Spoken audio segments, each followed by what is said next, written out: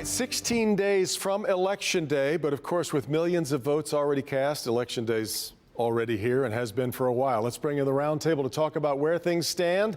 We'll start up there on the upper left. You see Steve Mitchell, pollster and political consultant. Moving clockwise, Jill Alper from Alper Strategies is with us, the political consultant. Down below her is Stephen Henderson from WDET in Detroit Today, and Nolan Finley, editorial page editor of the Detroit News. Let's start with, since I just finished my conversations with Gary Peters and John James, let me start with you, Nolan, on that race. And really interesting, I think, that so much money is pouring in. It's insane how much. But interesting to watch how tight this race is, given that we've seen an expansion lately over the last few polls over Joe Biden's lead. Yeah, I mean, that's what makes it so fascinating. John James seems to be outperforming Donald Trump. And if you look all over the country, it's Republican incumbent senators who are facing a tough time in this election, who are in trouble. And I mean, if you believe the polls, and they've been all over the place, this is a very tight race. And I really wouldn't have expected that, even though, as you said, almost $100 million has been spent here, or will be spent by Election Day. Jill, it is insane, the amount of money that's coming in. These two guys are on television on Channel 4 more than I am every day right now, that's for sure. But clearly, I always say on this program, I quote Tip O'Neill, that all politics is local. No, I don't believe that in this race. All politics now is national, and that's what we're watching happen in this race, aren't we? Oh, well, I think that it's still pretty local, though, in terms of what do people want in the United States senator. And that's why right now Gary Peters is outperforming John James. He still has to make it over the finish line. But despite the nationalization of the spending, part of the reason why Republicans are doing that is they have to play more seats, because the Democrats have got them on the run, in their own states. We're winning in places like Arizona, Colorado, North Carolina. So there's a lot of money in the process now, and they're just able to spend more money in more places. The voters that still have to sort of check in here, and Gary has a little bit of freshmanitis, if you will. He's not been, a regular fixture. Long story short, he's ahead, 11 points among independents, 8 points among women, and those groups are already pretty decidedly voting for the Democrats. Steve Mitchell, though, imagine a scenario where Kentucky and North Carolina flip from red to blue, and Michigan flips from blue to red. That would be a pretty unusual situation. I suspect that a couple of those are not going to happen. But I think this is an interesting race. Right now, the Real Clear Politics averages have Peters up by 6%. But as recently as a few days ago, you had two polls out, one at Peters +1 and another at Peters +3. So the polling has been, as it was 4 years ago, all over the board. And we'll have to see at the end of the day, ultimately, who's going to win this thing. It's going to be an exciting night, I think, for Peters and James as they wait it out. Stephen, what decides this? I mean, I think it's, the late-breaking voters, the independents, the undecideds will make this decision. And if you think about it, as Jill said, those voters this year seem like they're going to vote Democratic in larger numbers than Republican. Part of the reason I think they're sitting out at this point is, again, this is Peters' first re-election campaign. If you look at people who've been in the Senate a long time and look back to that first race where they go back to voters, it's a little tougher than it is in later years once people get used to you being in the seat. So he's had a tougher time than anticipated. And look, let's give credit to John James, at least for the campaign that he's run. I think there's some deep problems with the substance of what he's talking about. And he doesn't have a lot of answers for some of the questions that he's been asking, but his ads are really good. And I think they're very effective at connecting with voters on the issues that they're thinking about. And he's running a better campaign this year than he did 2 years ago when he lost to Debbie Stabenow. So the combination of things has made it closer. I don't think John James ends up beating Gary Peters unless something really strange happens between now and Election Day. But it'll be close. Well, let's zoom back out now to the broader picture. And Jill, it's funny. On one hand, I want to say, well, gosh, there's only 2 weeks till Election Day.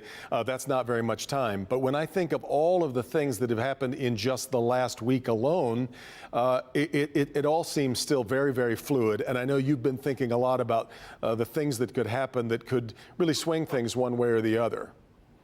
Sure. Well, in 2020, every day is like dog years, right? It's 7 years long.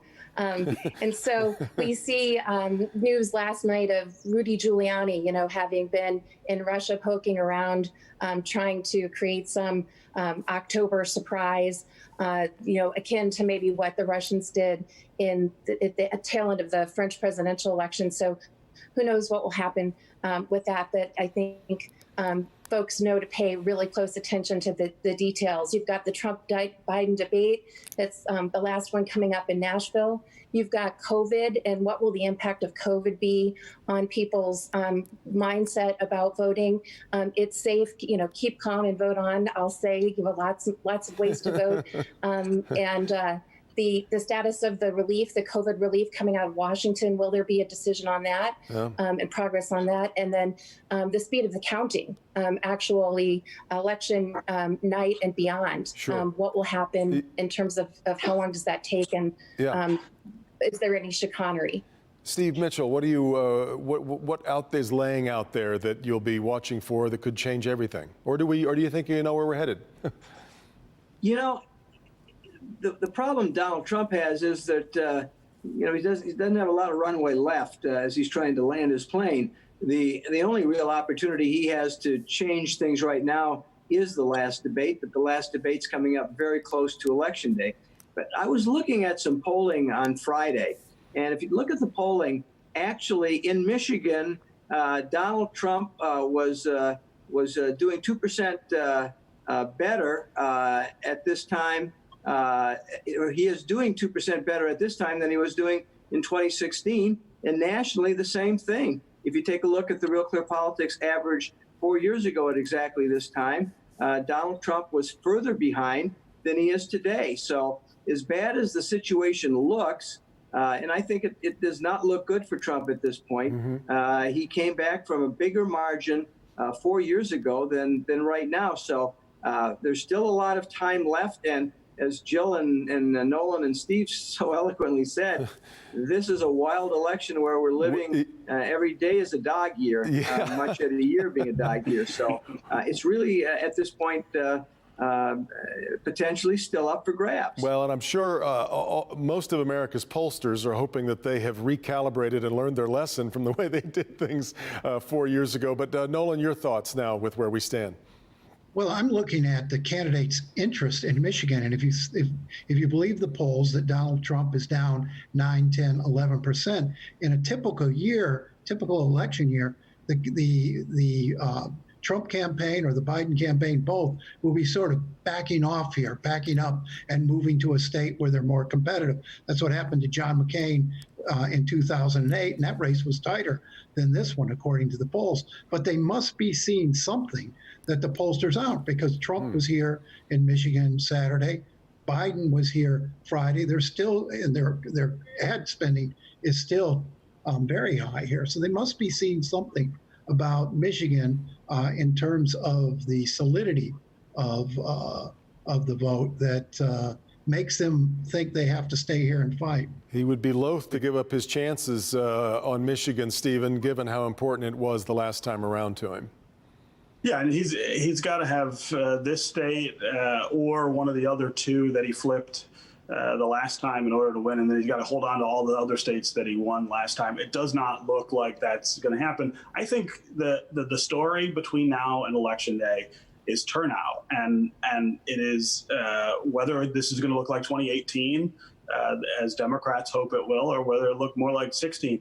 And hand in hand with that is the voter suppression effort that is going on, which is massive in states all over the country. The idea of trying to discourage people from voting, making it harder for them to vote, questioning the validity of ballots, all of that kind of thing. That is part and parcel of the Republican strategy at this point. I think it's shameful, the idea that to win you have to discourage the counting of the other side's support. But that's going to be the story that 5, 10, 15 years they talk about with this election is this like the 1960s or the 1930s, or are we in 2020? And we're going to let people vote, encourage them to vote, and count them when they do.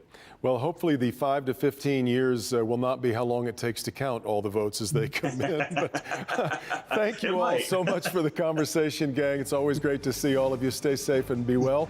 And we'll see you on a future edition of Flashpoint. We'll take a quick break and be back with more right after this.